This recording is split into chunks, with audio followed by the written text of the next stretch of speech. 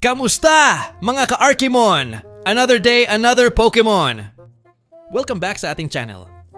Ngayong araw, may hawak tayong napaka-special na box. Ang bagong-bago na Chaos Rising Elite Trainer Box.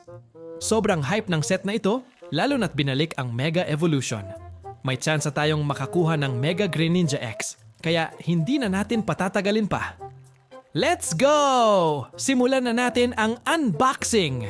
Una sa lahat, heto ang Player's Guide para mas makilala natin ang mga bagong cards sa set na ito. Nandito lahat ang mga normal at chase cards.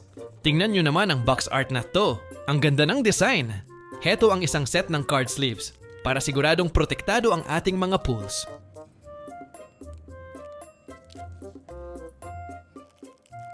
At syempre ang promo card natin, ang Holofoil Fennekin. Mamaya na natin buksan at kilatisin yan guys. Hindi rin mawawala ang 40 energy cards para sa ating collection.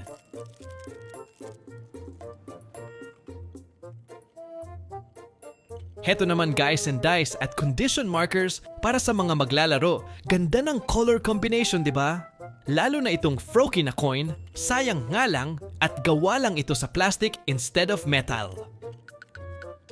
At heto naman ang siyam na Chaos Rising Booster Packs para sa ating hunt. Sana makakuha tayo ng SIR. Guys, hinihintay na tayo ni Mega Greninja, kaya buksan na natin sila, let's go! Unahin muna natin tong si Holofoil Fennekin, kasama dito ang promo QR code at ang mga dividers na merong illustration ni Greninja.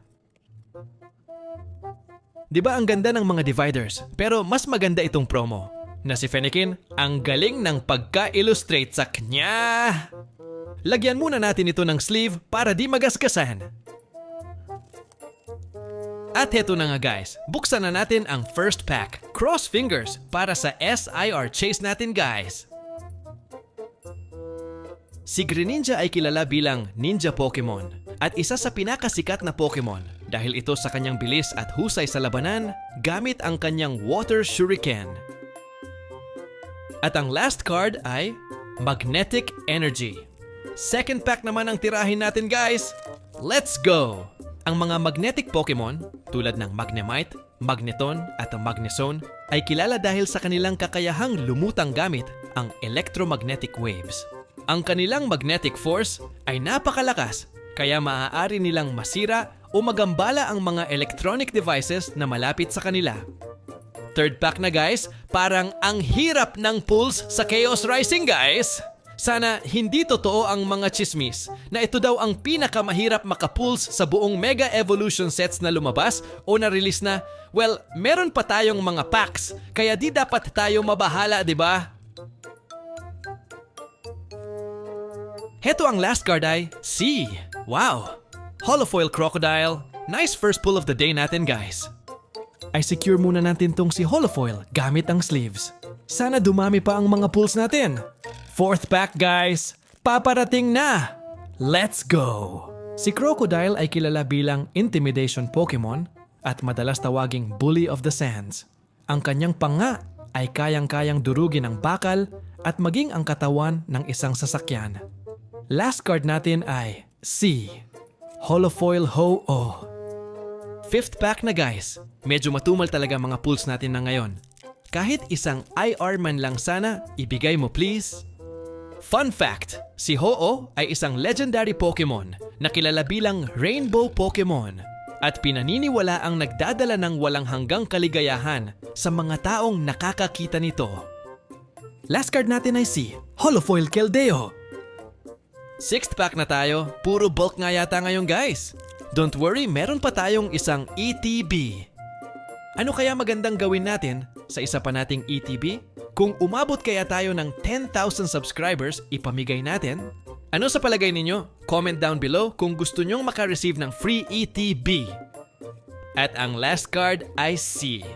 Wow! Sa wakas illustration rare. Si Froakie na first form ni Greninja. Lagyan muna natin siya ng sleeve para kontra kulam. Nice second pull natin ay isang IR sa wakas. Seventh pack of the day. Sana madagdagan pa mga pulls natin kahit 3 packs na lang natitira. Let's go Lucky 7, here we go! Si Froakie ay kilala bilang Bubble Frog Pokemon. At narito ang ilang nakakatuwang fact about sa kanya. Ang puting bula sa kanyang leeg at likod ay hindi lang palamuti. Ginagamit niya ito para protektahan ang kanyang sarili. Ang mga bula na ito ay nakakabawas ng pinsala mula sa mga atake ng kalaban. 2 pack na lang natitira guys. 8 pack na tayo. Sana naman meron pa tayong mapull. As I've said, meron tayong giveaway guys. Pag malapit na tayo sa 10k subscribers, mamimigay ako ng mga ETB. Kaya abangan nyo ang mga susunod na videos para malaman ninyo ang mechanics para manalo. Last pack of the day na tayo. Last pack magic ba? Or last pack ligwak tayo? Ang Chaos Rising ay base sa Japanese set na Ninja Spinner. Ang set ay may kwento kung saan nagdudulot ng kaguluhan si Mega Floeta sa Lumiosis City at kinakailangang magsama-sama ng ibang Mega Evolution Pokemon gaya nina Mega Greninja, Mega Pyroar at Mega Dragalge para iligtas ang lungsod. Last card magic natin ay C, Mega Floeta EX. Wow, last pack magic nga!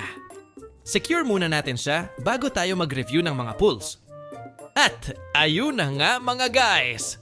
Meron tayong na-pull na IR Froakie at mga Holofoil EX. Not bad diba? Pero totoo nga ang mga balita na matumal ang pulls sa Chaos Rising. Salamat sa pagsama sa akin sa opening na ito, mga ka-Arkimon.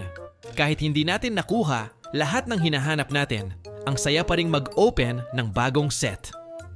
Comment kayo sa baba, ano ang favorite card nyo mula sa Chaos Rising? Huwag kalimutang i-like ang video at mag-subscribe para sa susunod nating opening. Kita-kits sa susunod na episode.